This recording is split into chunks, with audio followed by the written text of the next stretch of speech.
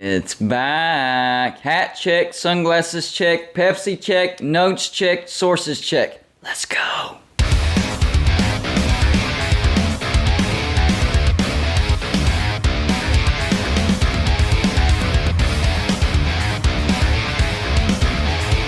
Welcome back to Golden Blue Dude, everybody, and all we do here is college football. So if you're a college football fan, go ahead and hit the like and subscribe button. And as always, feel free to send gear to represent you and your team. Look around. That's what my background is made of. So if you want to be a permanent part of Golden Blue Dude and my background, send gear to represent yourself and your team to P.O. Box 360, Liberty, South Carolina 29657. One of the things that I really like about this conference realignment stuff is how much people like to argue with me. Well, on this one video, Golden Blue Dude, you were on the Big 12 side. But on this other video, you were on the ACC side. Then you were on the PAC 12 side. Then you were on the Big 10, then the SEC. Of course, I've made over 100 conference realignment videos. And it's better to give an argument for each side of the aisle. And explore as many scenarios possible because I'm telling you, I am trying to cover every scenario possible because my biggest fear is what actually happens is that one scenario, that one path that I didn't take a look at, that I didn't do a video, that's what happens. So today I'm going to talk about the Big 12. I've been saying that I think that the Big 12 is going to be safe. They're going to be part of the remaining Power 4 conferences or Power 3 conferences whenever it's whittled down to 3. But that might not be the case because the Big 12 is not as safe as people think they are because of brand recognition. They've taken some big hits over the past decade because you forget about round 1 where they lost Texas A&M, Nebraska, Missouri, and Colorado. And then round 2 they lost Oklahoma and Texas. That was the big hit. Now, they did backfill with West Virginia and TCU after the first round. And then in the second round, they're backfilling again with BYU, UCF, Cincinnati, and Houston. But as far as actual brand recognition, it's not as strong as the Pac-12. Even though the Pac-12 is losing UCLA and USC, they're still going to have a couple more stronger brands than the Big 12. Same with the ACC. They have multiple stronger brands than the Big 12 has right now. I'm not even going to talk about the Big 10 and the SEC because you already know they rule the college football world when it comes to brand recognition. So first up, the Pac-12. Even though the Pac-12 is losing UCLA and USC, they still have Oregon and Washington plus Stanford. And I think Stanford is a pretty strong brand as well. I think Stanford could go independent and they would just be fine even if the Pac-12 goes under. They would be fine going independent. So for now, the Pac-12 still does have Oregon, Washington, and Stanford. Those three have better brand recognition than any of the brands in the new Big 12. I'm talking about after Oklahoma and Texas leave. The biggest problem for the Pac-12 is leadership. Their leaders have not made good business decisions over the past couple decades.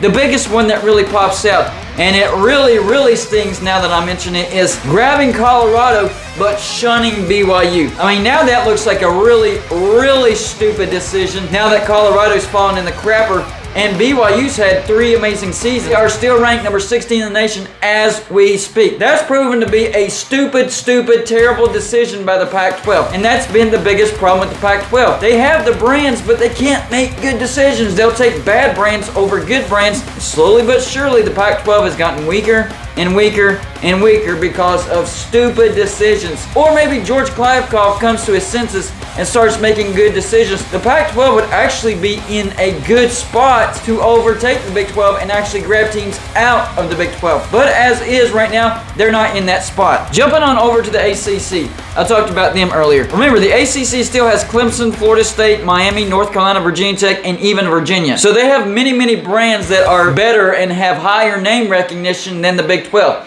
It is what it is. I'm not trying to trash talk the Big 12. I'm just telling you what reality is. Now, the thing that's really keeping the ACC together right now is the grant of rights, locked in till 2036. However, if 8 teams decided, hey, we're done with this crap, they're not paying us enough, let's vote to dissolve, they could very well easily dissolve the ACC. But as of right now, they have far bigger brand superiority over the Big 12. That's a fact. But they have the same issue as the Pac-12. Their leadership.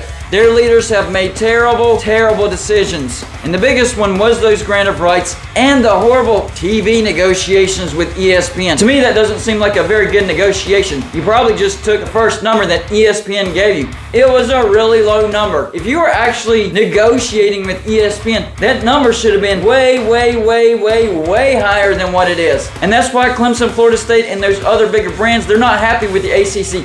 They like being in the ACC, but they don't like the crap money that they're getting. Meanwhile, they're looking at the Big Ten and the SEC and these low brands like a Rutgers, a Maryland, Northwestern, and Illinois, and Indiana for the Big Ten. And then for the SEC, you got Vanderbilt, you got Missouri, you got Mississippi State, South Carolina. Brands that are lower than Clemson, Florida State, North Carolina, Virginia, Virginia Tech, Miami, getting paid way more than what they are because their conference isn't that stupid. So once again, they have the same issues as the Pac-12. Leadership. One of the biggest mistakes that a lot of people are not talking about is the ACC network. What am I talking about there? Well, the ACC network has fallen flat on their face because there for a while, not very many people even had the decision, the choice to choose the ACC network. Finally, they have partnered with Comcast. Now, a lot more people have a choice to choose the ACC network. But man, that hurt them over the years that they've had the ACC network. But nobody could choose it because they didn't have access to it. That's a dumb decision by the ACC. It's really like they didn't think that one through. Like, okay, we want the ACC network, but they didn't think about the part of people having the choice to actually choose the ACC network. Come on, guys. That's business 101. That was flat out stupid. And I do think that the Big 12 is at the mercy of the SEC and the Big 10, for sure. They don't have the grant of rights. They do have some appealing brands in the Big 12. I know it's not top tier brands, but there's some decent money makers in the Big 12 right now. And besides the SEC and the Big 10, that they could be at the mercy of the ACC, possibly. But that all depends on if the ACC can renegotiate that TV deal and make more money to draw in some bigger brands. I'm really not going to talk about the Pac-12. I talked about them yesterday because I really do feel like the Pac-12 is done and over with. But right now, they do have a couple bigger brands than any of the brands in the Big 12. So if they could just get it together and start making better business decisions, they actually are in a better spot than the Big 12. So the Big 12 better hope that they don't get it together. That way they can take advantage of the Pac-12. Possible destinations for the new Big 12 members. Well, for Kansas and Kansas State, I think they could be Big 10 bound. If someone grabs them, if, it would be the Big 10. They have pretty good academics, and both of them are AAU members. And Kansas State is actually highly regarded as an AAU member. Another team that could have the interest of the Big Ten is Iowa State. They have AAU membership, pretty good academics, but the only problem with that is the Big Ten already has a footprint in the state of Iowa with Iowa. And I don't know if Iowa would be okay with Iowa State joining the Big Ten. But there's another option for Iowa State, and that's the ACC. I think Iowa State would be a good addition for the ACC. It would stretch their geographic footprint. And Iowa State does have a pretty good brand. Moving on, Oklahoma State. I think Oklahoma State is a massive, massive draw for the SEC. They're one of the biggest brands remaining. They have a loyal fan base, big time boosters. They would bring some money. And a lot of people are talking about the SEC being interested in Oklahoma State if the ACC thing doesn't get figured out. What about TCU? I think TCU could either end up in the ACC or the SEC. Their brand has gotten bigger and bigger and bigger. They're actually having a lot of success this year in football, so they're making more money than usual. So I think TCU could grab the eyes of the ACC or the SEC. Once again, depending on if the ACC can figure out those dollar amounts. What about Texas Tech? Well, with Texas Tech, I think they could be picked up by either the Big Ten or the SEC. Texas Tech is in a better position than people realize. The Big Ten has proven they don't care how far west or how far south you are. If you're a good enough brand and you have AAU status, they might be interested in you. And Texas Tech has both. But they also could be a draw for the SEC because Texas Tech is one of the few brands in the state of Texas that holds their own as far as the fan base goes. In fact, they have the number 2 largest fan base in the new Big 12, only behind, surprise, surprise, West Virginia. Next up is Baylor. I think they also would have the potential of going to either the ACC or the SEC. I think they would be more likely to be picked up by the ACC if the dollar amount gets figured out for the ACC. Next up, West Virginia. I think West Virginia is a draw for both the SEC and the ACC. Back in the first round, it came down to Texas A&M and either West Virginia or Missouri. And from what I'm hearing, if West Virginia would have beaten Pitt in 2007 and went on to win the national championship that year, they would be in the SEC right now.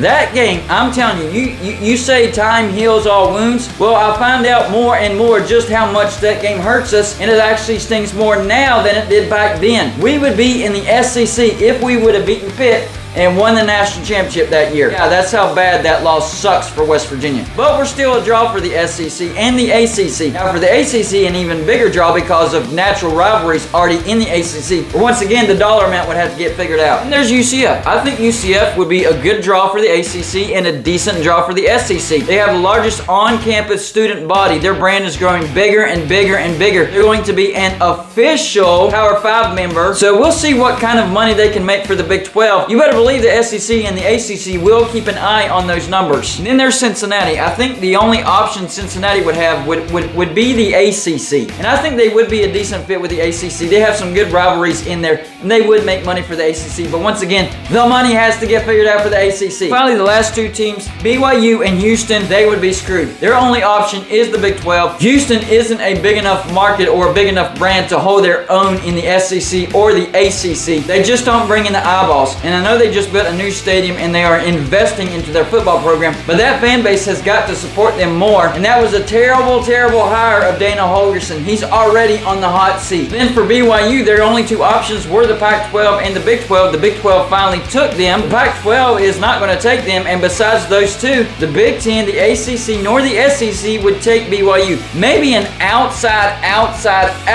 shot of the ACC, but that's about it. So give me your thoughts in the comments section. Do you think the Big 12 survives and outlasts the Pac-12 and the ACC, or do you think that the Pac-12 and the ACC finally get it together and start making good decisions, because they do have the brand power as of right now, and a light bulb goes off and they start turning their attention towards the Big 12, and then the Big 10 and the SEC join the party as well. Hey, that's all I got for you for this show. Like and subscribe if you haven't already, and I'll see you on my next show.